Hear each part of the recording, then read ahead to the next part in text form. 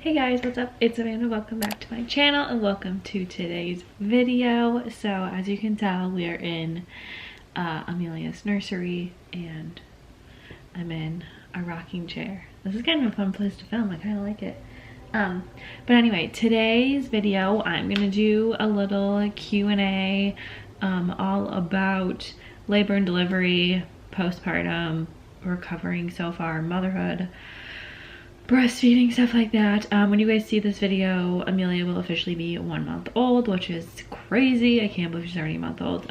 But yeah, so I asked you guys on Instagram and here on YouTube to ask me some questions. I am going to try my best to answer all of them. Some of them are kind of repetitive. So if I didn't answer your question, sorry, but I probably kind of answered it in a different question, if that makes sense. And yeah, so make sure you guys follow me on Instagram because I do Q&As some semi-frequently, I guess. Oh man, my battery's gonna die. Hold on, let's get a new one real quick. Okay guys, we're back. So let's get into some of the questions. So first question is just in general, how am I feeling? Honestly, better than I thought I would, I guess. Some days are definitely like harder than others, and like physically some days are harder than others. Like definitely some days I overdo it and the next day I'm a lot more sore and in pain, but for the most part, like, things have been going pretty smoothly. End of the day I'm always exhausted, but I feel like I've been sleeping decently, so overall pretty good, can't complain. I feel like Amelia's been a pretty good baby. So next question is she's asking how being a mother baby nurse affected my pregnancy and birth. I feel like the biggest thing is that I was just aware of all the possible outcomes, and I feel like it helped ease my mind in some cases, but it also not made me worry, but I just know all the things that can go wrong. So I think it like it helped, but it also didn't help, if that made sense. But yeah, and then postpartum wise, it was really helpful because obviously like I have experience with helping moms breastfeed. Obviously it's so different doing it myself, but I feel like it helped that I knew things from the beginning, and like just generally taking care of a newborn baby. It was helpful that I had the experience, which is to be expected, I guess. Next question is kind of the same. How did my postpartum experience prepare me for birth? And then she also asked what was exactly like I expected and what was totally different.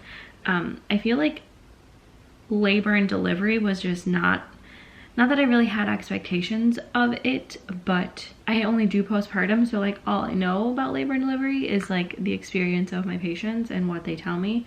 One thing that was different than I expected was, and this could also just be because I was in so much pain from my contractions, is the epidural didn't hurt at all. Like the lidocaine or whatever they put in ahead of time, that stung a smidge, but I literally didn't even feel it go in. And one thing that I didn't know about epidurals and like the meds that they give you is like they kind of go to gravity. So if I would like be on my left side, like all of a sudden my left side would be slightly more numb than my right side, so we kind of had to keep repositioning me because it would start to like wear off a little, and then I was like sitting upright a decent amount too, and then they had to like make sure that it was still working, and like that was something weird that I did not know was a thing. But next question is, did I do an early discharge?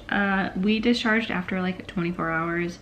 There was like a bunch of like 24-hour tasks that have to happen for baby, and we stayed until those were done, and then everything was good to go, so we went home.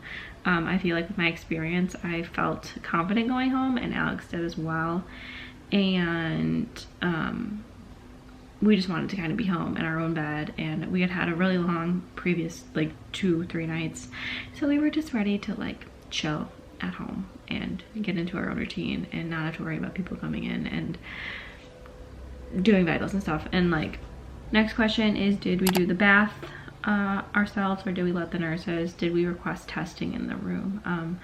At my hospital, like testing, like all the stuff happens in the room. We don't have a nursery that is staffed constantly that babies can go to. So yes, we did the bath ourselves.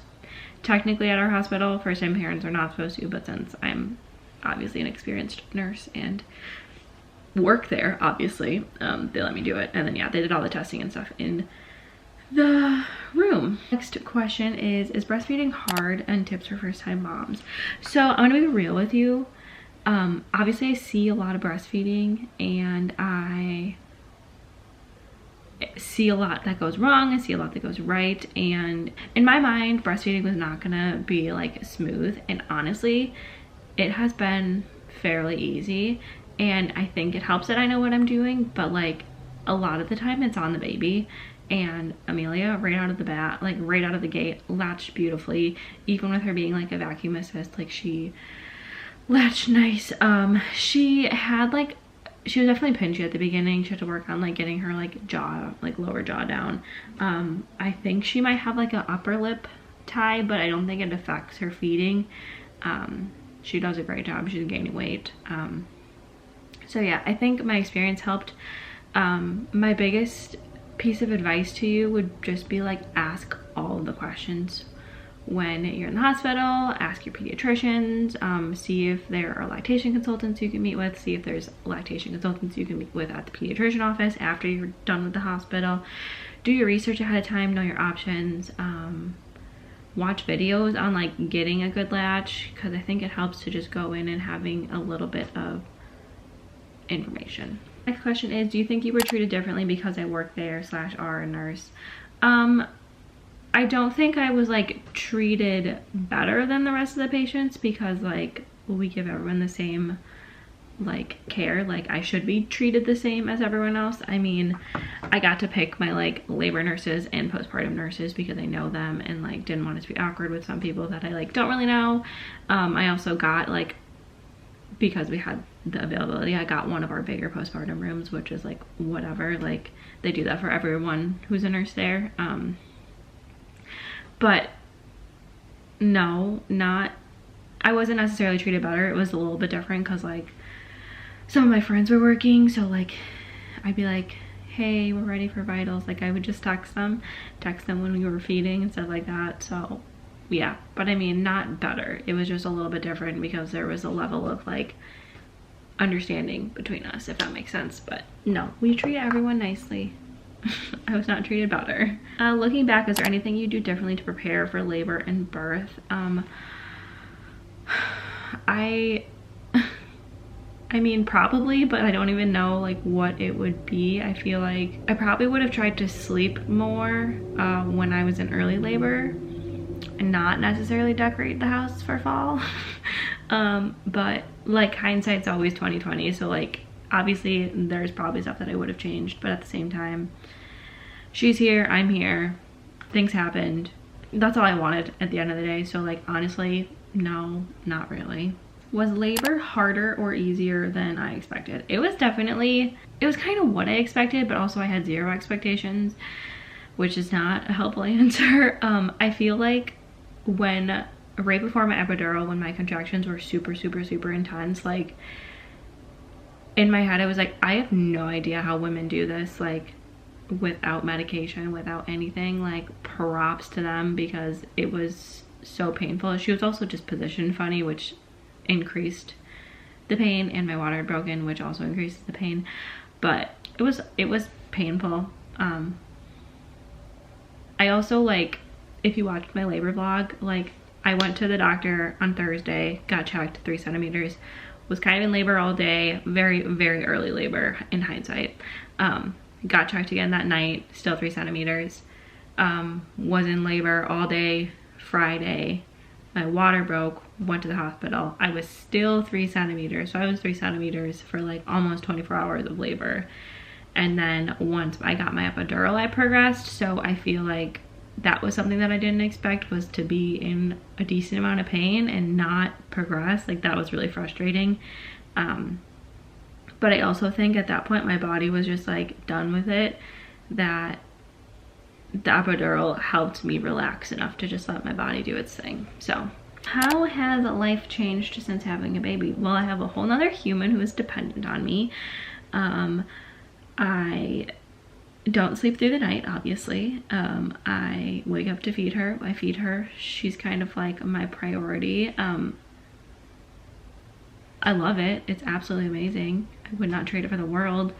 But like, it's pretty cool. I like it. Next question, how did I know when to go to the hospital? Any tips for first-time mamas? So my OBs gave me this sheet of paper that was like, call this if this or this or this or this is happening. So I was supposed to call them before I went to the hospital, unless it was like an emergency. So after kind of being in labor all day, kind of Thursday, even though it wasn't super active labor, I didn't know that at the time. But I called them. They said, hey, you can come in and get checked out if you want to. So I went in, got checked, whatever.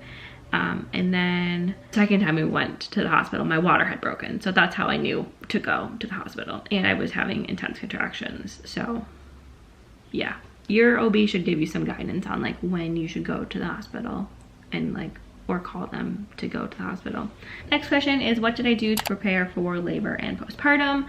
I did a little like online birthing class through my hospital. It wasn't like super duper helpful looking back in it, but we also didn't do like the live one. We did one that like we kind of was like self-paced, and it was a little bit outdated, definitely. Yeah, I mean, I knew more what to expect just from my experience, but I kind of just tried to prep Alex, like if something happens or like this could happen or this could happen, like making him aware of the things that could go wrong. That was kind of the biggest thing for that. Yeah. Next question, favorite breastfeeding snacks. I eat a lot of granola bars, especially at night, because it's easy one-handed to do. Trail mix has been really nice. Those are like my biggest snacks. I really love a good bagel too. Best products for postpartum care and breastfeeding schedule / tips. So I'm gonna make a whole separate video about my favorite like newborn and postpartum products that I've been using, and stuff that like I thought I would use and I didn't use. So that'll be a separate video. In terms of like breastfeeding schedule and tips, honestly at this point you can't even make a breastfeeding schedule because you feed them when they're hungry and at minimum every 3 hours. So next question is, what would baby's name have been if he were a boy? So our top boy name was Silas. I think that's still a contender if we do have a baby in the future, or if we have a boy in the future. But yeah, that was the boy name that we had picked out. That was like the top of the list. Next question is, why are you going back to work so soon after baby? Is that how maternity leave works in the US? Yes, it is how maternity works in the US. I'm taking 12 weeks off. That is actually like a decent amount of time. I wish I could stay home longer, but also I wish, like, it'd be really nice if I could just like gradually integrate back into work, like start with like 1 day a week and then like have a month of just 1 day a week and then have a month of like 2 days a week. That would be really nice to just like get back into it slowly. Next question, how is breastfeeding going? Am I planning on pumping? Breastfeeding is going well. I am planning on pumping because I need to pump when I'm at work, and I've pumped a handful of times so that Alex can feed her, just to get her used to a bottle, because the last thing I want is to go back to work and her not be able to eat without a bottle, because that would not be fun.